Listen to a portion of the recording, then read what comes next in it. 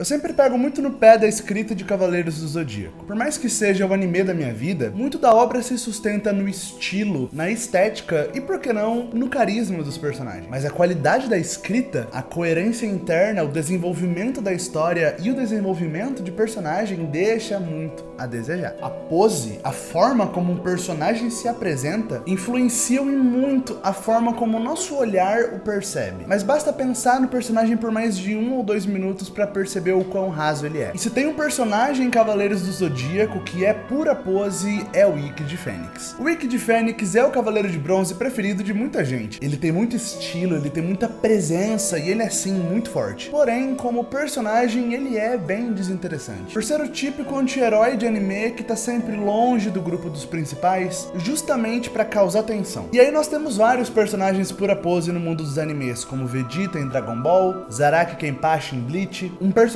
tão forte que se ele sempre estivesse por perto, a história andaria bem mais rápido. E ele ser esse personagem afastado, solitário, frio, é parte da graça do personagem e ajuda a mascarar esse roteiro ruim. Personagens assim são grandes conveniências de roteiro. Ele fica longe do grupo para que quando o autor quiser criar tensão na história, ele coloca os outros personagens em perigo para que o herói solitário chegue na hora certa e salve todo mundo. É um jeito fácil de você criar tensão. Mas apesar de ser um personagem extremamente básico, o Kurumada conseguiu fazer o Ikki realmente brilhar em alguns momentos. E é claro que tem uma cena em especial que o Ikki se mostra pra mim um grande personagem. E é claro que é dela que a gente vai falar hoje. Eu sou o Luiz Felipe e esse é o Lip Sem Foco.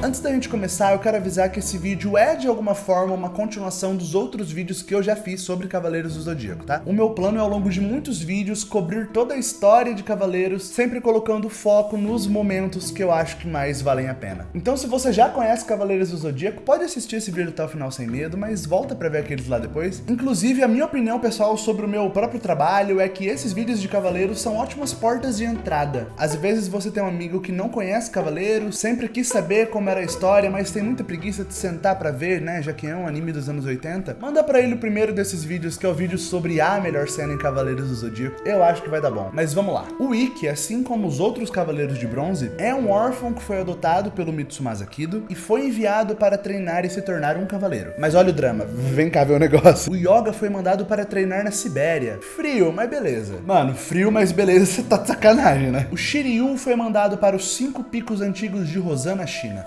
Holístico, quase etéreo. Legal. O Shun foi para a Ilha de Andrômeda, na Somália. Ilha de Andrômeda, imponente. O Seiya para o Santuário de Atena, na Grécia. Básico, mas funcional. Agora olha só. O Ikki foi mandado para treinar na Ilha da Rainha da Morte. Mano. E a Ilha da Rainha da Morte, a Ilha da Rainha da Morte. Ilha da Rainha da Morte. Como o p*** do Mitsumasa Kido achou que ia ser de boa mandar uma criança pra um lugar que se chama Ilha da Rainha da Morte? Eu não sei. Eu fui pesquisar onde a Ilha da Rainha da Morte fica e só fala em algum lugar na Oceania. Sabe por que só dá uma informação vaga como em algum lugar na Oceania? Porque não é um lugar que ninguém deveria ir. A terra é quente como ferro em casa e a chuva de fogo cai durante todo o ano. Não é nada senão o inferno. E nesse momento o Ikki já tava precisando ser mais durão, ser mais maduro do que ele deveria ser pela idade dele, pois ele e o Shun são irmãos. O personagem mais durão da história é justamente o irmão mais velho do personagem mais sensível. Então pense que ao longo de toda a infância, o Ikki precisou segurar as pontas e praticamente ser o adulto, ser a pessoa mais velha e, por que não, a figura paterna pro seu irmão mais novo. Até o dia em que o Shun foi sorteado para ir à Ilha da Rainha da Morte e o Ikki trocou de lugar com o Shun para proteger o seu irmão. E lá ele recebeu o treinamento mais surtado do planeta. Guilty, o mestre de Ikki, lhe deu por anos um treinamento severo e cruel, enquanto os outros cavaleiros tiveram mestres bondosos e personagens carismáticos da série. Guilty torturava Ikki psicologicamente e pregava que para que ele pudesse se tornar um cavaleiro poderoso, o único caminho possível era o do ódio. Sabe o clássico meme de você é fraco, lhe falta ódio? Pois é. E se não bastasse os abusos causados pelo seu próprio mestre, Ikki se apaixonara por Esmeralda, a filha de Guilty. E no dia do treinamento derradeiro, em que Guilty diz a Ikki que se ele não vencesse, Guilty literalmente o mataria, a Esmeralda tenta intervir na batalha e o pai assassina a própria filha Sangue Frio. A única pessoa que Ikki teve para se apoiar nos últimos anos. Então, completamente tomado pelo ódio, Ikki mata o seu mestre e consegue a armadura de bronze de Fênix. Completamente traumatizado, Ikki se torna um cavaleiro. Mas o preço para isso foi a sua humanidade. E então, o grande mestre do santuário ordena que Ikki busque a armadura de Sagitário que estava com Saori, a deusa Athena, no Japão. Isso dá início à primeira saga de Cavaleiros do Zodíaco, a Saga dos Cavaleiros Negros. É meu irmão! Meu irmão não morreu! Ele voltou! Ao dar as caras pela primeira vez, Ikki humilha Shun, seu irmão que estava extremamente emocionado por saber que ele estava vivo afinal de contas. Shun não entende o que havia acontecido, já que foram tantos anos sem se ver, e quando isso finalmente acontece, Ikki havia se transformado em um monstro. Você continua chorando demais. Já estou cheio de suas lágrimas! Será o primeiro a morrer! Prepare-se! Ikki! Os Cavaleiros de Bronze, em sua primeira missão, vão atrás de Ikki e dos Cavaleiros Negros para recuperarem a armadura de Sagitário. E é muito estranho porque os Cavaleiros Negros são basicamente clones dos Cavaleiros de Bronze. Pégaso Negro, Andrômeda Negro, Cisne Negro, Dragão Negro. E com certeza o Ikki se enfiou numa máquina de Tesla e fez uma cacetada de clones dele mesmo. Porque se já não faz sentido haver vários clones dos personagens, faz menos sentido ainda haver inúmeros clones do próprio Ikki. Lembra que eu sempre falo que o roteiro de Cavaleiros não é bom? Então, tá vendo? Os Cavaleiros de Bronze, então, caem na porrada contra seus clones e, eventualmente, todos juntos caem na porrada contra o Ikki. E todo mundo sabe que não tem nada melhor para fazer alguém mudar de ideia e parar de fazer bosta do que descer a mão na pessoa, né? Calma, gente, eu tô zoando. Mas assim, se precisar, né? O Ikki finalmente desperta, finalmente volta a ser a pessoa que ele era. E depois de tanto tempo, não se permitindo sentir, ele reata o laço com o seu irmão. Ikki!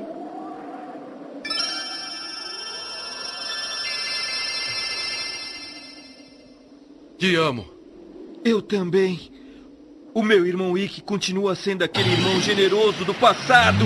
Daqui pra frente, o Ikki se torna um cavaleiro de Athena e luta ao lado de Seiya e dos outros. Mas ele sempre tá distante, sempre recluso, sempre solitário. Como eu disse no começo, por ser extremamente poderoso, ele só aparece quando convém. Eu penso e eu quero acreditar que essa foi a forma que o Ikki encontrou pra internalizar, pra entender tudo o que aconteceu com ele, a reaprender a viver depois de, nas palavras dele, ter vivido o próprio inferno, como ele mesmo se refere ao seu treinamento, que o fez aprender a lutar, a queimar a sua cosmo-energia, canalizando raiva e ódio. É muito comum o Ikki ter muitos fãs justamente pela forma brutal que ele luta, a forma brutal que ele aprendeu a fazer as coisas. A sua técnica principal é a Ave Fênix, um poderoso soco com ambos os braços gerando um calor como o bater das asas do pássaro lendário de fogo. Mas ele também possui uma técnica extremamente brutal e cruel que, sem dúvida, impactou muito as crianças que, assim como eu, assistiram Cavaleiros na época da infância, o golpe fantasma de Fênix. Uma técnica que ataca diretamente a mente do adversário e que consegue ver a mente do seu adversário e torturá-lo das formas mais perturbadoras, a fim de quebrar o inimigo completamente por dentro. Mesmo superando o seu passado, a forma de lutar do Ikki, a forma de resolver as coisas, é naturalmente um reflexo do treinamento oferecido por Guilty. É através de uma violência extrema. Guilty que certamente obteve sucesso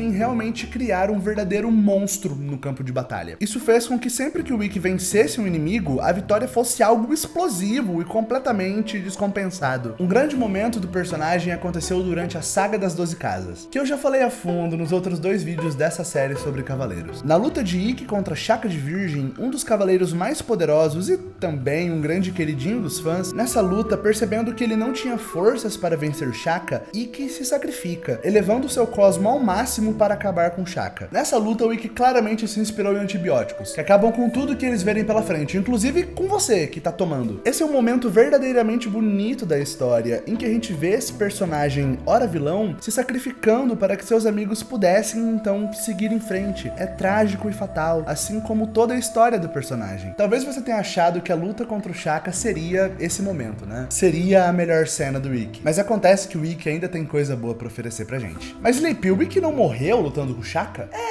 Na verdade, ele meio que teletransportou o corpo dele e do Shaka pra uma dimensão paralela. E aí o Shaka pediu ajuda pro Mu de Ares, que é um cavaleiro que possui poderes de telecinese, pra que o Mu com seu poder conseguisse trazê-los de volta. Não faz muito sentido, mas vocês perceberam o padrão, né? Eu não quero ficar me repetindo. Após a saga das 12 casas, a próxima grande saga de Cavaleiros do Zodíaco é a saga de Poseidon. O deus dos mares despertou no corpo de Julian Solo e está colocando em prática o seu plano de acabar com a Terra, provocando chuvas intensas e tsunamis. E para enfrentá-lo, os Cavaleiros de Atena vão até o seu templo submarino. Lá, eles irão precisar enfrentar os 7 generais marinas, a guarda do deus Poseidon, que se assemelha ao poder dos Cavaleiros de Ouro. Para acabar com o plano de Poseidon, será necessário derrubar os 7 pilares que sustentam o templo do deus embaixo da água. Enquanto Saori, a deusa Atena, se dirigiu até o grande suporte principal para ficar presa dentro da sua câmara interna, tomando parte das chuvas que cairiam no mundo,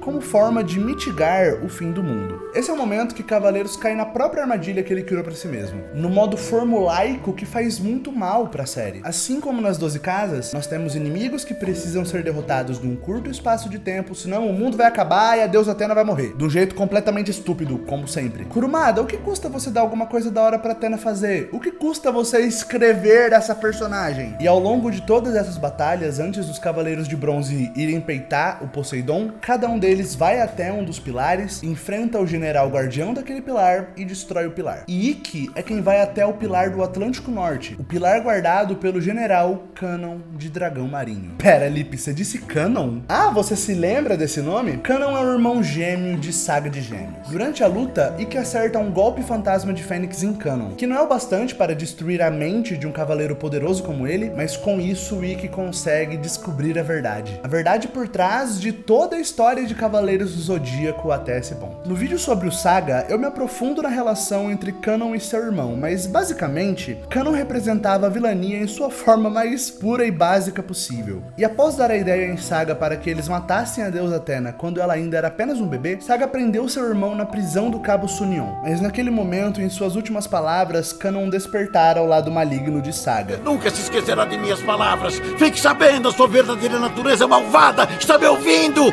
Maldito!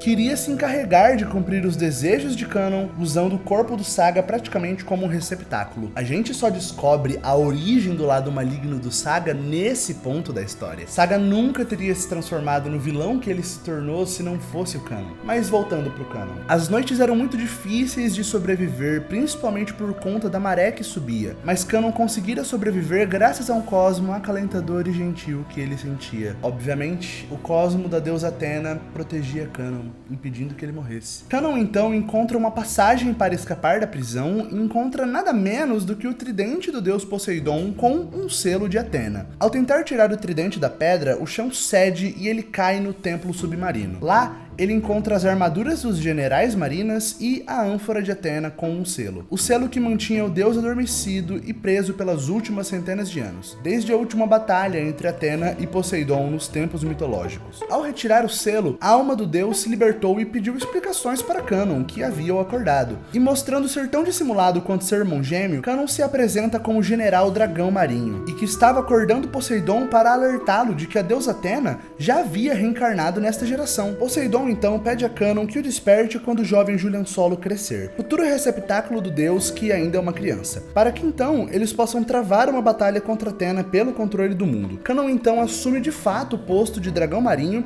e se prepara ao longo dos anos que estavam por vir. Mas você percebe agora como a história de Cavaleiros do Zodíaco como um todo só existe por conta do Canon? Ele orquestrou tudo o que aconteceu. Isso é muito interessante, porque por mais que a maior ameaça física seja o Poseidon em si, literalmente um deus, o verdadeiro inimigo, quem manipulou tudo foi o Kanon. E antes que Kanon voltasse a combater Ikki, Sorento de Cirene, um outro general marina e o mais fiel a Poseidon, entra em cena dizendo que ouviu toda a verdade, de que Poseidon havia sido manipulado por Kanon todo esse tempo. Junto de Sorento estava Kiki, o aprendiz de Mudiares que eu comentei antes, que foi até o templo submarino levar a armadura de ouro de Libra, pois era necessário atacar os pilares com as armas da armadura de Libra para destruí-los. Ikki então destrói o último pilar, restando somente o grande suporte principal. Mas neste ponto, Poseidon já estava no domínio de seu poder completo e estava descendo o cacete nos outros cavaleiros de bronze. Kanon então senta a mão sem dó no Ikki também, que claramente já está ferido demais.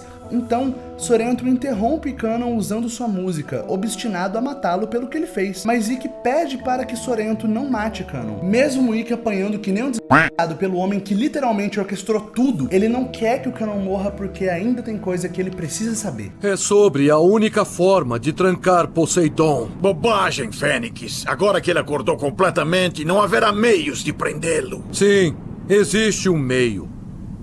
A ânfora de Atena. Kanon, dissimulado do jeito que é, se recusa a cooperar. Então, com sua graduação em diplomacia, Ikki joga na cara de Kanon que ele poderia ter morrido no Cabo Sunion, mas que ele só sobreviveu graças ao cosmo de Atena o protegendo, e por isso ele deve a vida dele à deusa Atena. A ânfora de Atena está no ponto mais sólido do Reino do Mar. Ela está com Atena dentro do grande suporte principal. E após arrancar a última informação que o Ikki precisava de Kanon, a gente finalmente chega na cena que pra mim é a melhor do personagem em toda a obra. Enquanto ela estiver naquele lugar, ninguém poderá nem mesmo tocá-la.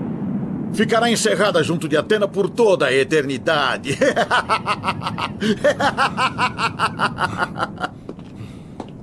Para onde você vai agora, Fênix? Não pode ir a lugar nenhum, por todos os deuses! Kanon, você vale tão pouco que eu nem sequer preciso lutar com você. O que disse? Espere! Essa cena é muito simples, mas ela diz tanto sobre esse personagem. Ikki, que sofreu tanto para se tornar um cavaleiro, carrega consigo até hoje cicatrizes e traumas do seu passado. Ele aprendeu a lutar justamente canalizando essa raiva e esse ódio, e teve em suas mãos a oportunidade de matar o homem responsável por tudo o que aconteceu, que também estava pronto para lutar com ele até a morte naquele momento, mas Ikki, com uma classe, com uma senhora elegância invejável, conseguiu as informações que eram necessárias, destruiu o pilar que era o seu objetivo principal desde o começo e foi embora. Isso tem muito mais valor do que especular se o Ikki teria força bastante para matar o Kanon e que poderia ceder à sua própria vontade de sentar porrada.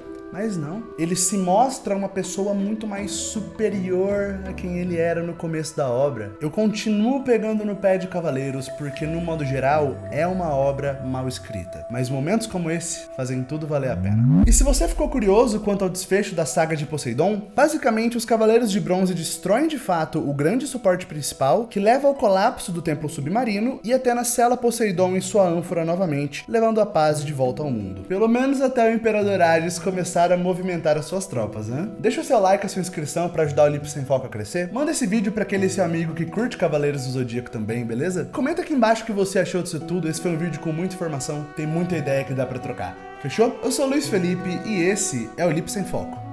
Obrigado.